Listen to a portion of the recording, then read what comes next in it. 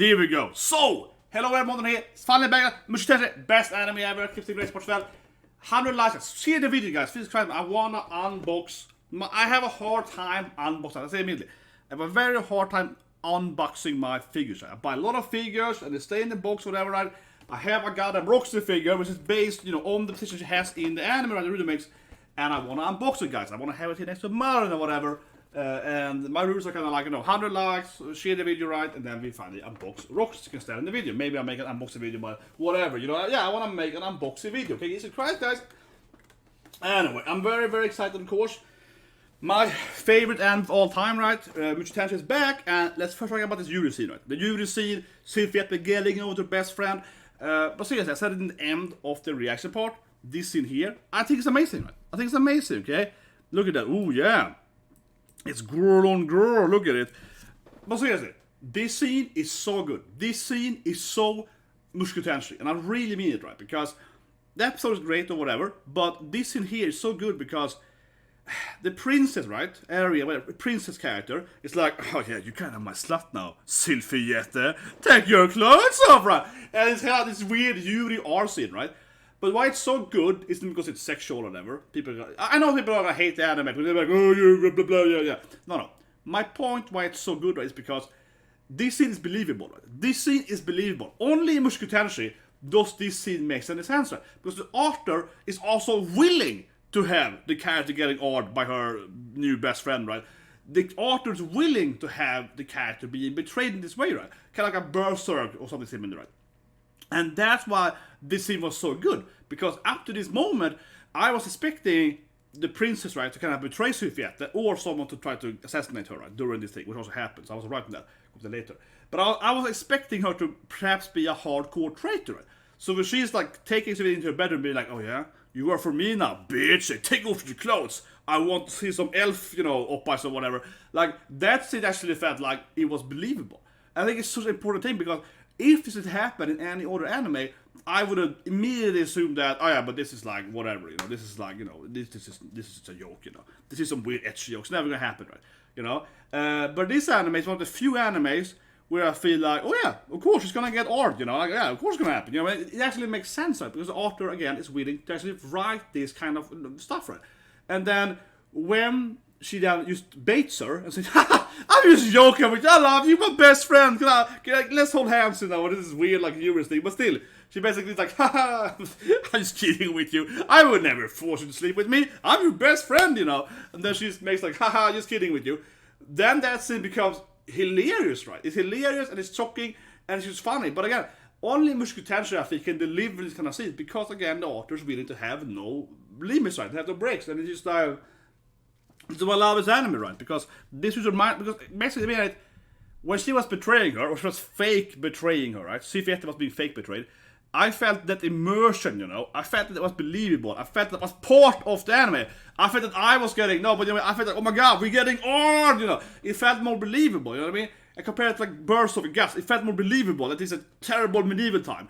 In almost every other anime, I wouldn't feel that immersion because I would assume that, of course, it's not going to happen, right?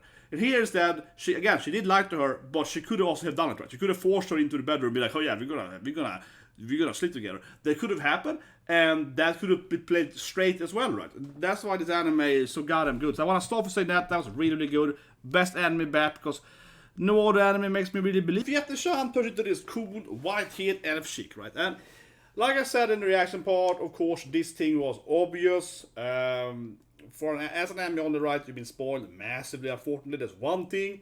Many comments are spoiling, right? You know what I mean? People spoil. Very unfortunate, but it happens all the time. But still, it was kind of obvious. It ended with, of course, her lying in the flower bed, right? As the episode starts. And you have to be kind of stupid not to realize it's going to be Sylphiette right by now. Honestly. I hadn't seen the trailer except the first, I guess. So I haven't been overly spoiled, right? Generally speaking. The only thing I know, I've seen the first like 2 trailers, right? I've seen like when Rudy teams up with, the other elf, the elf that likes to do it.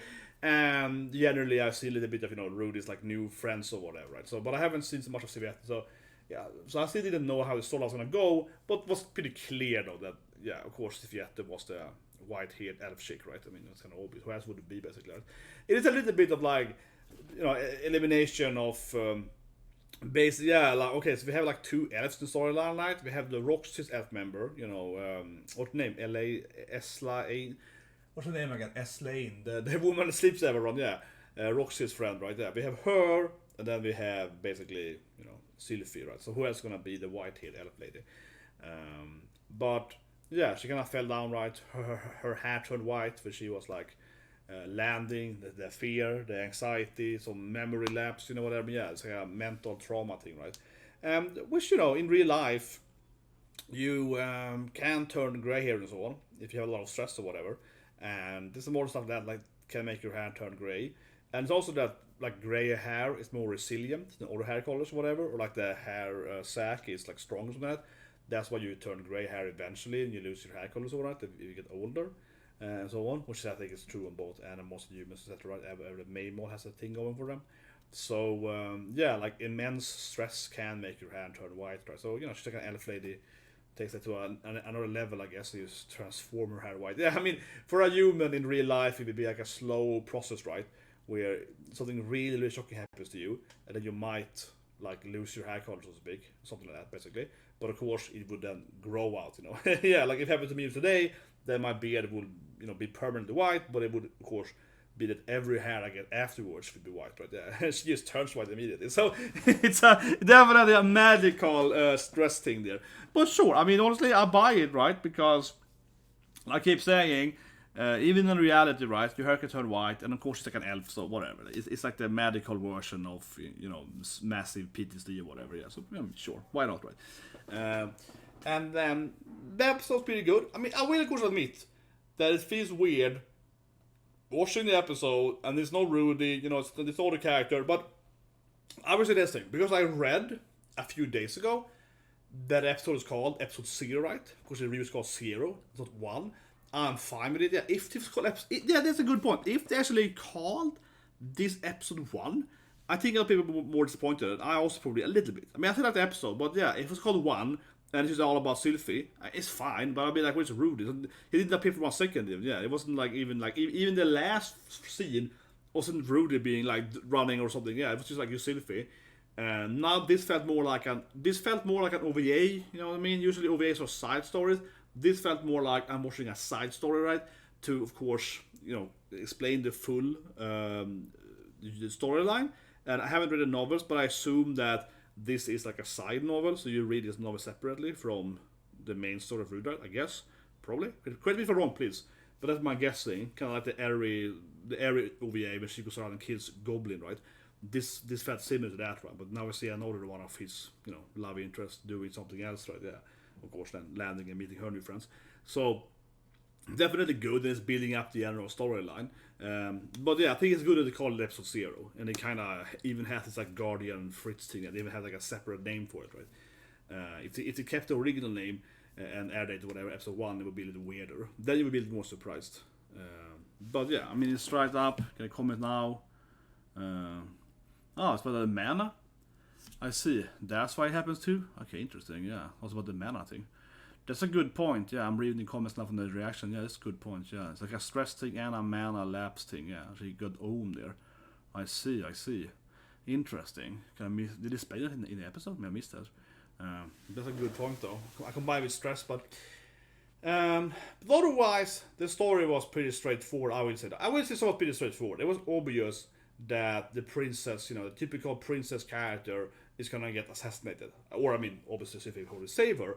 Yeah, I mean, sure. So, of course, Guardian Sylphie will save her, right? But you know what I mean. In that set episode, I wouldn't say it's the best episode, potentially, because that thing was kind of generic. Oh yeah, I landed some kind of court, and then I befriend the princess kind of character, lady, whatever, right? And then someone tries to kill her, and I save her. Yeah, that was kind of like the basic story of a lot of whatever, like court stories. But of course, it explains why they're leaving her. Yeah, I think the more important part is later in the end of the episode, right? This is kind of like why those 3 are leaving. That's probably what is more important. That's of course when I come back to how I guess she will meet Rudy and so on, right? As I said in the reaction, it's probably how she meets up with Rudy again or something similar to that, right?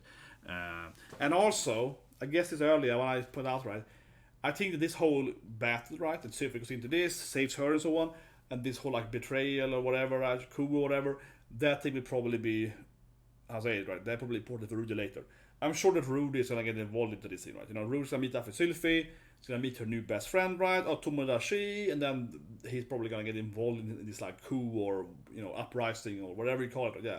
Or whatever, I mean, it might become a lot of different things, but I mean, obviously I feel that Rudy's gonna get involved in this like, you know, family disputes or like a royal family trying to assassinate each other, whatever. I feel Rudy's gonna get into that probably, and somehow be involved in that, say that plot or whatever. Right? Who's trying to kill who, whatever. Certainly, should be some part of that as well, right? in the anime, yeah, certainly.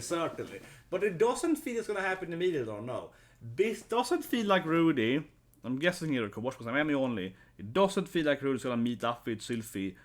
Right now, you know, I'll be very surprised, guys, if Rudy in the next episode next week, if he meets Sylphie, right? I mean, it might happen. He's going his own journey, but I've seen the trailer, right? He has a bunch of new friends or, you know, love interests or whatever, right? Some archer lady or whatever. So I don't think we're gonna see Sylphie for a couple of episodes. I actually think a lot of 6, 7 or something. Yeah, I would imagine half the season with Rudy will spend time with his new characters. And then he will meet Sylphie, I guess. I don't think he's gonna meet, you know, I don't think he's gonna meet her or Roxy right now. No, I think Sylphiette will be the first woman he meets of the original 3 love interest Pokemons. Yeah, the blue, red, green. Yeah, it's not green anymore, but I think he's gonna meet the green Pokemon lady. I think he will meet her first. Yeah. I don't think my poor Roxy. She probably won't appear in the. Honestly. Doesn't feel like Roxy's gonna appear in this season, you know. It doesn't feel like Roxy. It does feel like Roxy has the lowest chance of appearing of these 3. I mean, I'm sure she's gonna appear eventually, but I mean, like in that order. I don't know. Even if Rudy meets her friend, even if Rudy meets her like elf buddy, right?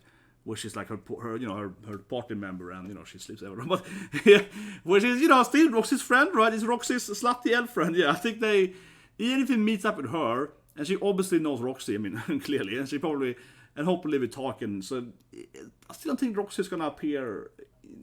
But maybe she comes to her area. Yeah, I don't know. That again, I think we will know that when he interacts with her elf body. Yeah, what happens with that, right? They probably. I mean, I'm sure Rudy tried to sleep with her, but I'm guessing Rudy's gonna try to have sex with, of course, the elf, super horny elf, right?